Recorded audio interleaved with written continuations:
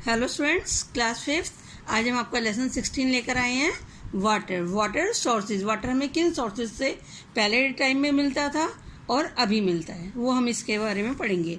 We all know that rain is the purest natural source of water. This rain water not only penetrates underground but also fills in wells and other sources of water. तो हम जानते हैं सबसे purest form जो है वो water की rain है। रेन से ही हमें पानी मिलता है। जो कुछ पानी तो अंडरग्राउंड चला जाता है और कुछ कुओं में, तालाब में भर जाता है। In ancient times wells and baolis were the major source of water.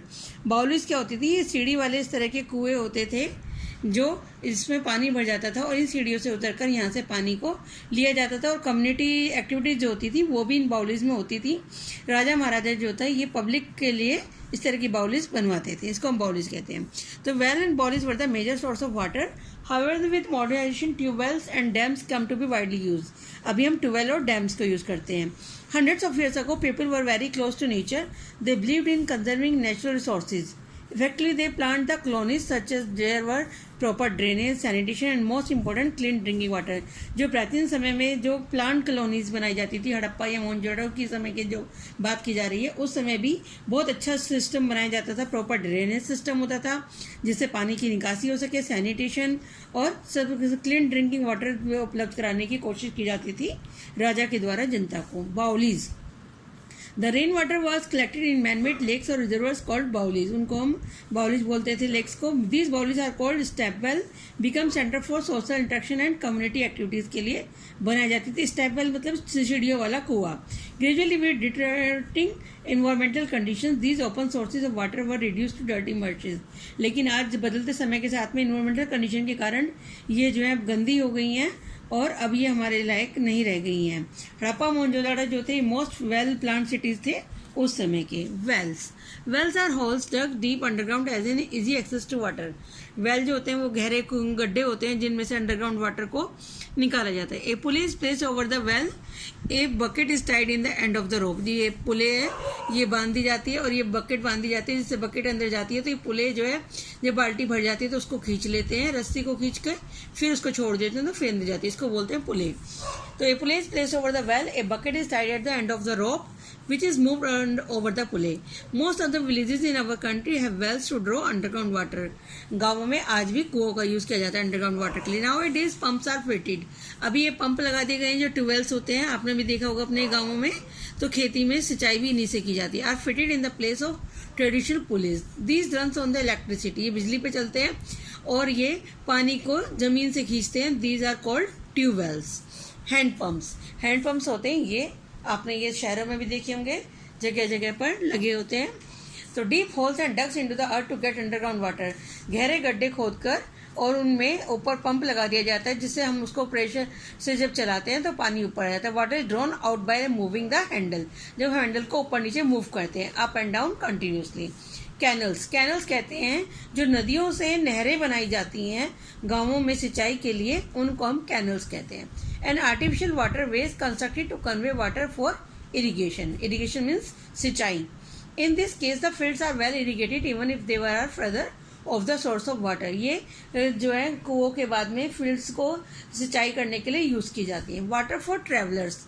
अब जो यात्री रास्ते पर चलते थे प्राचीन समय में, तो रास्ते में जब नल वगैरह नहीं होते थे, अभी तो आपने देखा बॉटल्स में पानी बिकता है, तो तब लोग क्या करते थे? तो अब ऐसे जगह जगह प्याऊ बने होते थे, मटके भरे रखे होते थे रेत में और उससे लोग राहगीर पानी पीते थे। इन्हें बोलते थे प्याऊ। Travellers in ancient times covered long distance on the foot और हॉर्सबैक।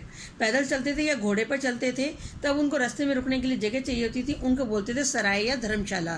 सराय और shelter were built along the tracks for their rest. Piaos were also constructed where fresh water was serve to them free of cost. Free में उनको पीने के लिए पानी दिया जाता था, उसे बोलते थे प्याऊ। Even now it is we see piaos on road side temple. आज भी आप देखते हैं मंदिरों में के बाहर या मार्केट में जगह जगह पानी लगाया जाता है ताकि लोग पानी पी सकें। Some people also keep earthen pots मतलब मिट्टी के घड़े जो है उनको भर कर रखते हैं अपने घर के बाहर, ताकि राहगीर जो है वो पानी पी सकें, कोई प्यासा ना रहे। Drinking water for cities. अब शहरों में पीने का पानी हमें कहाँ से मिलता है? The water that comes to our homes goes through many steps of filtration. Filter करके पानी हमें कई स्टेप में घर तक हमारे पहुँचता है।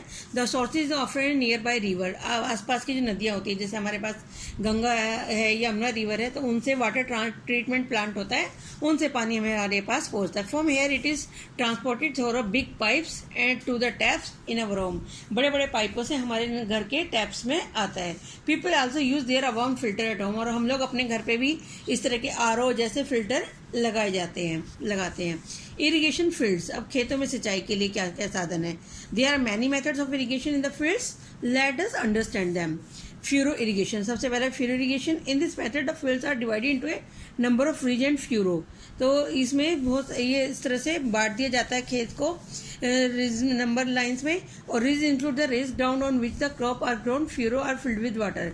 उनको पानी से भर दिया जाता है, उससे पानी उनके अंदर चला जाता है। फिर है स्प्रिंकलर इरिगेशन। स्प्रिंकलर इरिगेशन ये होता है, फुहारे टाइप से पाइप लगा दिए जाते हैं और वो स्प्रिंकलर करते हैं पानी का और वो पहुंचता है। In this matter sprinklers are installed that spray water on the standing crops. खड़ी फसल पर पानी स्प्रे होता रहता है और जैसे कि बारिश हो रही हो। Flood irrigation. फ्लड इरिगेशन में कि खेतों में पानी भरकर छोड़ दिया जाता है। In this form of irrigation water is allowed to flood the field completely. This is generally use in area where water is a plenty.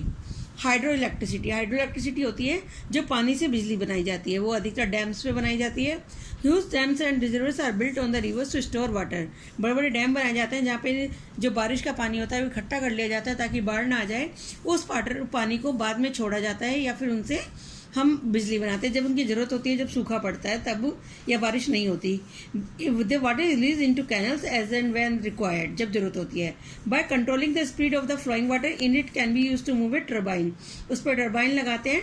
Turbine जो यूज होती है वो ग्राइंड फ्लोर मिल यानी कि आटा पीसने की मशीन में लगाई जाती है, या जनरेट इलेक्ट्रिसिटी, बिजली बनाने के लिए लगाई जाती है। जो बिजली इलेक्ट्रिसिटी जो है जनरेट होती है पानी से, उसे हम बोलते हैं हाइड्रो इलेक्ट्रिसिटी।